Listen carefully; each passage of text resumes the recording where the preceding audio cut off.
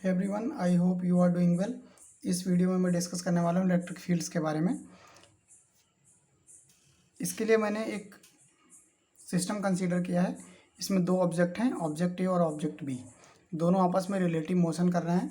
अगर हम इनका फ्री बॉडी डायग्राम बनाएं तो इसमें क्या होगा कि आपको पता होगा, जब दो बॉडीज़ आपस में रिलेटिव मोशन करती हैं तो इसमें कॉन्टैक्ट फोर्सेस लगते हैं। तो इसमें एक नॉर्मल रिएक्शन लग रहा होगा ए पे ऊपर की तरफ, और एक फ्रिक्शन फोर्स लग रहा होगा पीछे की तरफ। ऑब्जेक्ट बी में जस्ट इसका अपोजिट होगा, फ्रिक्शन फोर्स आगे लग रहा होगा और कॉन्टैक्ट फोर्स नीचे। इसमें एक फोर्स और काम कर रहा होगा, ग्रेविटेशनल फोर्स, जो कि अट्रैक्टिव इन नेचर होगा। ए पे नीचे की तरफ लग रहा होगा और बी पे ऊपर की तरफ लग रहा होगा।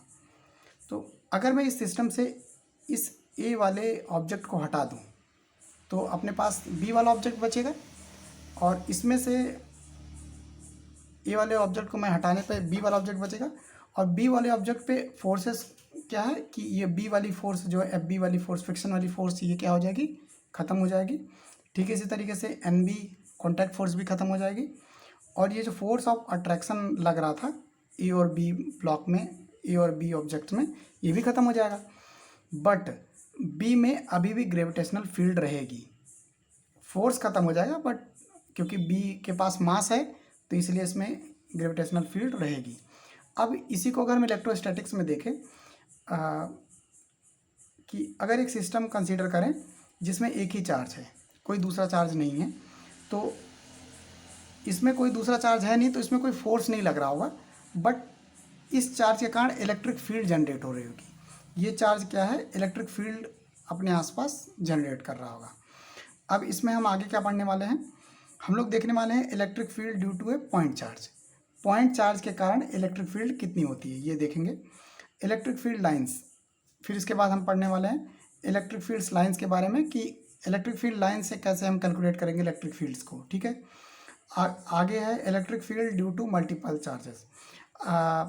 अगला है कि अगर मान लो आपके सिस्टम में एक से ज़्यादा चार्जेस हैं तो उनका इलेक्ट्रिक फील्ड कैसे कैलकुलेट करते हैं। अब इसके आगे है electric field inside a conductor. Conductor के अंदर इलेक्ट्रिक फील्ड कैसे कैलकुलेट की जाती है ये पढ़ेंगे। तो सबसे पहले पढ़ते हैं electric field due to a point charge. Point charge के कारण इलेक्ट्रिक फील्ड कैलकुलेट करना सीखेंगे। इसके दो मेथड्स हैं। तो सबसे पहले देखो कि एक सोर्स चार्ज है Q, और ये क्या है, ये है अपना पॉइंट चार्ज, जिसको टेस्ट चार्ज भी बोल सकते हो आप।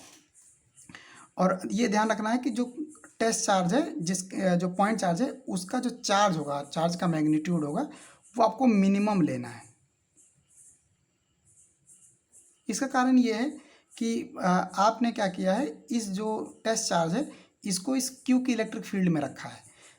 अगर मैं इस क्यू को हटा दूं अभी थोड़ी देर के लिए, तो ये एक सिंगल चार्ज रखा हुआ है, जैसे यहाँ रखा हुआ था, तो ये क्या करेगा, इलेक्ट्रिक फील्ड अपने आसपास जनरेट करेगा।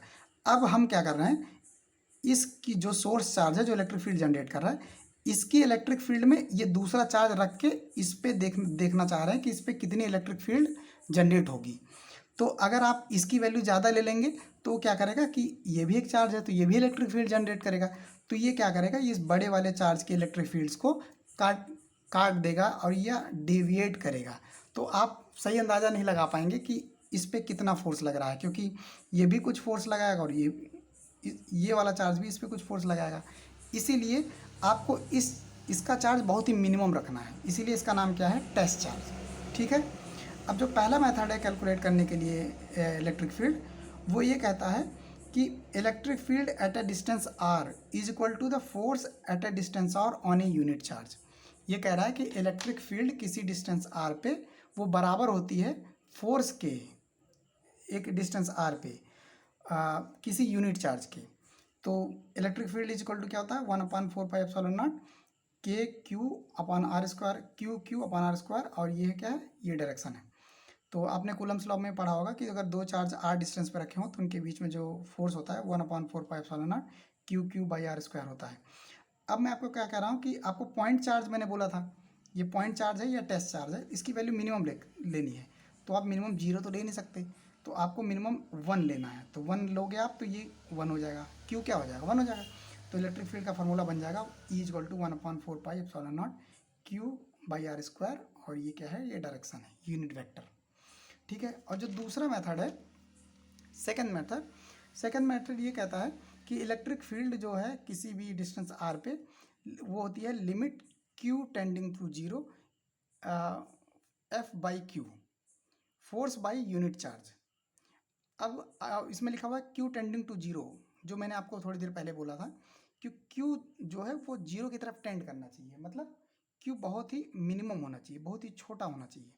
तो इससे क्या होगा, इलेक्ट्रिक फील्ड का फॉर्मूला क्या आएगा, electric field equal to force upon charge. और यहाँ पे ये चीज़ ध्यान रखनी है आपको कि ये चार्ज क्या होता है, होना चाहिए मिनिमम, बहुत ही मिनिमम होना चाहिए। अब अगर आप क्रॉस मल्टीप्लिकेशन करेंगे तो एफ इजकल टू क्या आ जाएगा, क्यू ई। तो ये दोनों फार्मूला क्या है, ये दो तरीके हैं इलेक्ट्रिक फील्ड निकालने के लिए, किसका, पॉइंट चार्ज के द्वारा। और यहाँ से आपको यूनिट भी पता चल जाएगी। एसआई यूनिट जो होती है इलेक्ट्रिक फील्ड की होती है न्यूटन पर कूलम। बाकी नेक्स्ट क्लास में पढ़ते हैं। धन्यवाद।